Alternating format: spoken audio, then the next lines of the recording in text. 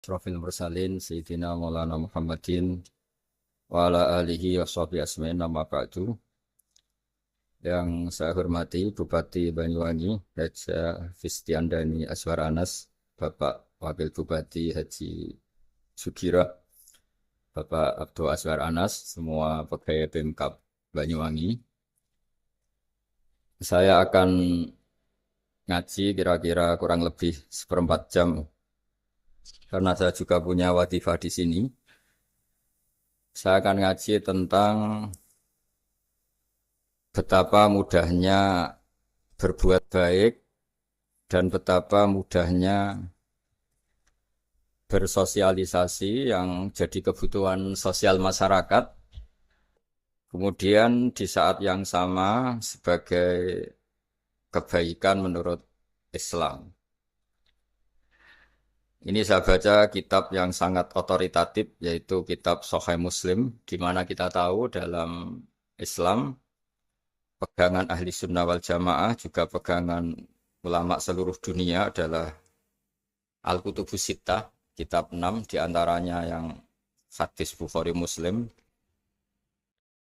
Di sini ketika Nabi ditanya tentang beberapa kebaikan, yaitu dari pertanyaan ayul a'mali afdol, amal apa yang terbaik, diantaranya Nabi menyebut sekian, iman billah, iman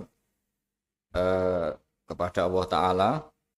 Kemudian ini yang penting dilakukan semua pemimpin, oleh bupati, oleh wakil bupati, oleh seluruh pemimpin, baik struktural maupun kultural, maupun pemimpin kecil, yaitu di keluarga. Yaitu Nabi ngendikan di antara misi Islam adalah memperdekakan budak. Kemudian ada yang lagi tanya lagi, fa'illam af'al. Lalu dari sekian kebaikan yang butuh biaya itu saya tidak mampu melakukan ya Rasulullah. Kalau nyumbang masjid saya tidak mampu. Kalau berbuat bikin fasilitas umum saya tidak mampu.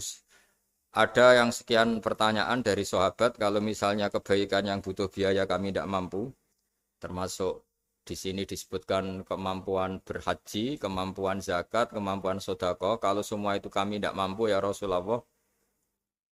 Kata Nabi, tu'inu soni'an aw tasna'u li akhrat. Ini di Sahih Muslim di bab iman dengan judul Babu Bayani Kaunil Iman Billah Afdalal A'mal. Kalau saya tidak mampu semua melakukan itu ya Rasulullah, yaitu melakukan kebaikan yang butuh biaya. Kayak bangun masjid, bangun jalan, bangun fasilitas-fasilitas publik. Tu'inu soni'an aw tasna'u li akhrat. Tu'inu nulungi sira soni'an ing wong sing ahli sun'ah, ahli kreatif atau ahli, kalau orang sekarang itu bilang dia pekerja. Dia pekerja rumahan atau production house atau apa saja. Aw tasna'u li akhrat. Atau kamu membantu orang yang tidak punya pekerjaan.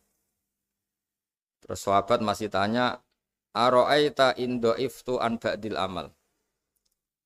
Kalau semua kebaikan aktif saya tidak mampu melakukan ya Rasulullah, kebaikan menolong orang lain, kebaikan yang bersifat aktif. Jawabnya Nabi, dan ini pegangan saya, pegangan kita semua, panduan dari Rasulullah SAW, Nabi ngendikan, takufu syarroka anin nas fa innaha shadaqatun minka ala nafsik. Ya, saya ulang lagi, takufu syarroka anin nas fa innaha shadaqatun minka ala nafsik. Kamu dalam berislam cukup menjaga supaya kejelekan kamu tidak punya imbas pada orang lain. Ya, ini penting dalam Islam, jadi kalau tidak bisa berbuat baik, potensi keburukan kita jangan sampai menimpa orang lain. Keburukan itu bisa kejahatan kriminal, bisa kejahatan pidana atau merugikan orang lain, atau kejahatan yang tidak sampai kriminal tapi mengganggu orang lain. Misalnya contoh gampang ini, saya sumpek-sumpeknya sendiri ingin jalan-jalan, main di teman yang di jam kerja. Ini kan sumpek-sumpeknya saya sendiri ingin hiburan, terus wisata atau dolan ke teman yang sebetulnya saat itu dia mungkin ngaji atau kerja atau harus memenuhi kewajiban cari nafkah. Gara-gara nemuin saya, akhirnya dia dikomplain sama majikannya, atau gara-gara nemuin saya, dia akhirnya tidak ngaji sama santrinya, atau gara-gara nemuin saya, dia terganggu aktivitasnya, itu juga tidak boleh.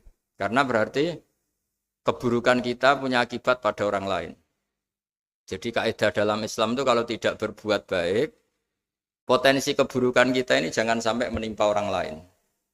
Sehingga di sini Islam menyarankan uzlah. Uzlah itu nyepi. Jadi misalnya kita baru penat, baru bawaannya itu emosi, baru gak suka kumpul orang, itu ya sebaiknya jangan jalan-jalan. Karena di antara kebaikan Islam itu tabassum, senyum. Atau talqatu wajhin, ceria. Tapi karena kita mungkin jatuh kredit, jatuh hutang, atau punya masalah keluarga, sehingga bawaan kita itu emosi. Nah dalam seperti ini sebaiknya uzlah, menutup diri. Sehingga kata Rasulullah SAW dalam zaman akhir di antara kebaikan itu kamu meninggalkan manusia aktivitasnya, kemudian watadaun nas min syarrik, kamu meninggalkan manusia supaya enggak kena keburukan kamu. Jadi ada momen, ada saat di mana kita mungkin kalau ketemu orang itu bawaannya ingin sengak, ingin ngomong yang enggak enak, atau kita baru penat, itu sebaiknya uzlah saja, mengurung diri di kamar atau isolasi sendiri. Karena bawaannya baru emosi. Nah ini yang jarang dipraktekkan. Kalau sekarang malah banyak yang saat susah, malah bawaannya ingin namam, ingin apa, menvonis orang lain atau ngadili orang lain. Padahal pesannya Nabi, kalau semua kebaikan aktif tidak bisa kamu lakukan itu, takuffu syarra ka'anin nas fa innaha shadaqatun minka ala nafsik. Sehingga keburukan kita, ya saya ulang lagi, keburukan kita yang ingin emosi, ingin apa itu tidak punya akibat orang lain. Di sini kearifannya Rasulullah SAW, beliau masyhur ngendikan, layak dilqodi wa ghadban. Jangan sampai seorang hakim bikin keputusan ketika emosi, karena bawaannya orang emosi itu pasti nggak terkontrol intelektualnya, nggak terkontrol nuraninya, nggak terkontrol semua sifat baiknya. Itu kalau punya keputusan bahaya sekali. Sehingga Nabi dari awal ngendikan layak dilqodi wa ghadban. Orang yang sedang emosi tinggi jangan bikin keputusan penting. Kemudian oleh ulama diteruskan juga jangan bikin keputusan penting orang yang sangat lapar, atau yang sangat kenyang, atau yang sangat ngantuk, atau yang super sibuk. Jadi hal-hal yang potensi buruk dalam mengambil keputusan itu harus ditinggalkan. Sehingga misalnya bupati atau wakil bupati kalau sedang tidak nyaman dengan suasana apa, nggak boleh rapat kemudian memutuskan keputusan penting. Begitu juga kiai dan semuanya. Nah ini yang supaya otoritatif. Kenapa saya bawa kitab itu logikanya jelas ya. Kita sebagai dai, sebagai ustadz, atau sebagai mubalek, atau sebagai siapa saja, yang ingin kita wariskan ke umat Rasulullah adalah dawuh-dawuhnya Nabi. Dan kalau kita ngaji tidak pakai kitab, itu sebenarnya umat kita jejali dengan pikiran kita, dengan ide kita. Jangan-jangan ide kita, pikiran kita ini tidak mewarisi pikiran Islam, tapi pikiran kita atau emosi kita. Tapi kalau kita baca kitab, artinya umat ini berhak mendapat apa yang diteladankan dan disabdakan oleh Rasulullah SAW. Tapi kalau kita, itu pasti inginnya itu kita. Misalnya kita Bupati Banyuwangi, mungkin kita akan cerita Banyuwangi dengan asik. Tapi bagi daerah lain, apa urgensinya bagi saya? Begitu juga kalau kita kiai, mungkin kita akan cerita fadhilnya kiai. Tapi bagi orang lain yang keutamaannya jadi pekerja, jadi satpam, jadi guru, jadi pegawai negeri yang adil. Sehingga subjektivitas kita ini akan tinggi. Tapi kalau kita sebagai kiai baca hadis, maka umat ini mendapatkan panduan dari Rasulullah SAW. Nah dari sekian panduan itu kata Nabi, jika Anda tidak bisa berbuat kebaikan aktif, maka kebaikan yang harus Anda lakukan adalah potensi kejelekan kamu jangan menimpa orang lain. Makanya saya berkali-kali bilang, saya ini termasuk kiai yang jarang main ke alumni. Karena tadi kadang-kadang alumni itu sudah mau kerja di tempat kerjanya atau mau janjian ngantar anaknya sekolah. Gara-gara ada saya, mungkin semua itu dibatalkan. Sehingga silaturahim itu juga harus dimanage supaya tidak mengganggu haknya orang yang kita silaturahimi. Jangan sampai silaturahim jam 9, saatnya orang kerja, kemudian dia dapat peringatan dari pabriknya gara-gara sering didolani kiainya. Itu kan jadi ribet. Atau kiai karena sering didolani terus tidak ngaji, metu tamu terus, itu kan jadi ribet. Apapun itu sehingga orang itu harus berpikir perilakunya itu tidak punya akibat la doror wala diror. Jangan mengganggu dirinya juga jangan mengganggu orang lain. Ini oleh Nabi disebut takuffu syarroka adin nas fa innaha sodakotun minka ala nafsik. Sifat buruk kamu itu harus dijaga supaya tidak menimpa orang lain. Dan itu berarti menjadi sodakoh kamu atau amal kamu pada diri kamu sendiri. Jadi ini penting dimaklumatkan ke semua kita bahwa saat kita tidak bisa berbuat baik aktif, misalnya nggak bisa sodakoh, nggak bisa menolong orang, setidaknya keburukan kita tidak menimpa orang lain. Nah, termasuk keburukan yang terselubung adalah kita punya pikiran yang menurut kita ini hebat, tapi bagi orang lain mungkin bahaya. Misalnya kita punya pikiran ingin jadi orang kaya raya yang dermawan. Itu artinya kan pikiran baik karena ingin jadi dermawan. Tapi artinya bayangkan orang lain tuh miskin semua butuh derma kamu. Mana mau orang lain kamu bayangkan miskin butuh derma kamu. Orang lain juga bayangkan dirinya kaya gak butuh derma kamu. Itu namanya kebaikan yang subjektif. Kamu ingin jadi kiai yang ngajarin orang banyak. Oke, itu baik. Tapi kan berarti kamu bayangkan orang lain gak bisa ngaji, terus kamu saja yang bisa ngaji, sehingga kamu yang ngajarin. Ya sudahlah, kebaikan itu udah usah muluk-muluk seperti itu. Jadi apa yang ditakdirkan kita jadi bupati ya jadi yang baik. Menolong pekerja-pekerja yang baik. Saya kemarin diceritain banyak oleh Mas Anas, aktivitas Pemda Banyuwangi yang menolong banyak orang, juga masyarakat juga saling menolong, dan seterusnya dan terusnya. Jadi ini jelas maksud saya supaya bupati dan semuanya pemimpin melakukan kebaikan itu berdasar panduan dari Rasulullah SAW, di mana di antara aturan yang dianjurkan beliau adalah aktivitas kita sebagai manusia adalah tu'inu soni'an au tasna'uli akhraq. Ya, saya ulang lagi. Saya ulang teks hadisnya secara lengkap supaya dapat berkahnya Rasulullah SAW. Ada beberapa pertanyaan dari sahabat, ya Rasulullah, jika saya tidak bisa berbuat baik yang berbiaya atau tidak bisa berbuat baik yang aktif, apa yang saya harus lakukan? Nabi ngendikan tu'inu shani'an aw tasna'uli asra. Kamu membantu orang yang pekerja atau kreatif, orang-orang yang kreatif atau pekerja apa saja kamu bantu dan bantu orang yang tidak punya pekerjaan.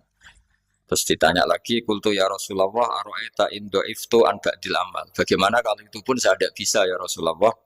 Terus Nabi ngendikan tafuku syarroka anin nas fa innaha sadaqatun minka ala nafsik. Yang penting keburukan kamu tidak menimpa ke orang lain. Dan itu bagian dari sedekah kamu.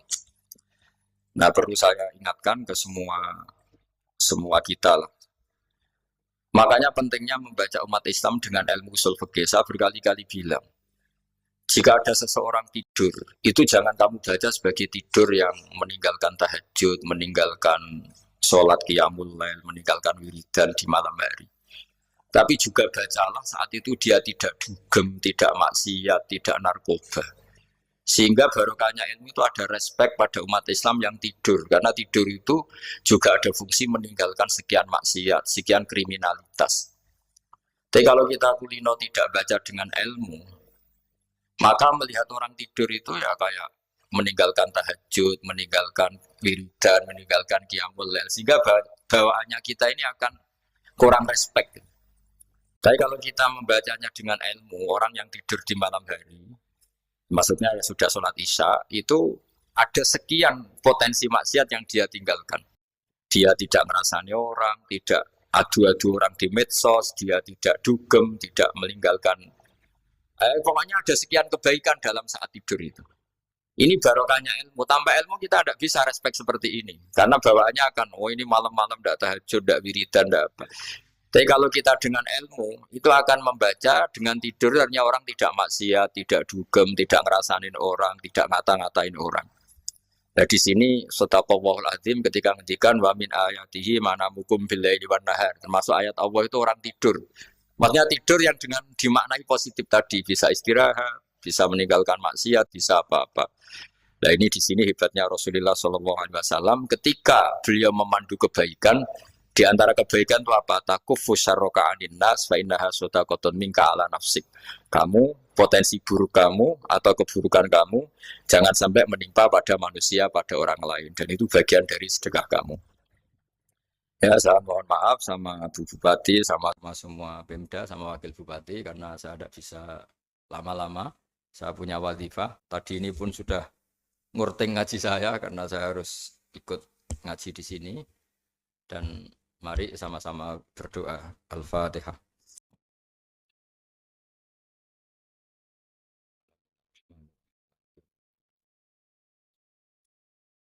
Suratul ladzina an'amta 'alaihim ghairil maghdubi 'alaihim. Bismillahirrahmanirrahim. Nahmaduka ya ghafur ya syakur ya walil hamid. Wa salli wa sallim ala sayyidina Maulana Muhammad sallallahu alaihi wasallam asma'in. Allahumma ij'alna aminin mutmainin alladzina la khaufun 'alaihim wa la hum yahzanun. Waj'al mustama'ana hada ya wa mustama'an mubarakan ya Allah. Allah barik fi mustama'atina wa fi firaqina wa fi uslatina wa fi mu'akhatina. Mu'akhatan fika laka wa fika mu'akhatan ya wa yuzkaru fiha ismukal azim. Allahumma ya Allah illam akun ya Allah ahlan an ablugha rahmataka ya Allah farahmatuka ahlun an tablughana. Allahumma ya Allah illam nakun ya Allah ahlan an nablugha rahmataka farahmatuka ahlun an tablughana jami'an. Rahmatuka ya wa awsa'u wa awsa ya Allah. Allahumma ya wa maghfiratuka awsa'u min dhunubina wa rahmatuka arja indana min amalina. Allahumma ya wa maghfiratuka awsa'u min dhunubina wa rahmatuka arja indana min amalina. Allahumma ya wa maghfiratuka awsa'u min dhunubina wa rahmatuka arja indana min amalina. Rabbana zalamna anfusana wa illam taghfir lana wa tarhamna lanakunanna minal khasirin. Rabbi ighfir li wa liwalidayya liman dakhala baytiya mu'mina wa lil mu'minina. Rabbi firli wali walidayya wal man dakhala baiti mu'mina wal mu'minina al mu'minat. Rabbana atina fid dunya hasanah fil akhirati hasanah wa qina adzabannar. Sallallahu alaihi sayyidina Muhammad sallallahu alaihi wasallam. Subhana rabbika rabbil izzati amma yasifun wa salamun alal mursalin. Alhamdulillahi rabbil alamin. Siril Fatihah. Bismillahirrahmanirrahim. Ar-Rahmanir-Rahim. Maliki yaumiddin. Na'budu wa nasta'inu ihdinas siratal mustaqim. Siratal ladzina an'amta 'alaihim ghairil maghdubi 'alaihim waladdallin. Assalamualaikum warahmatullahi wabarakatuh.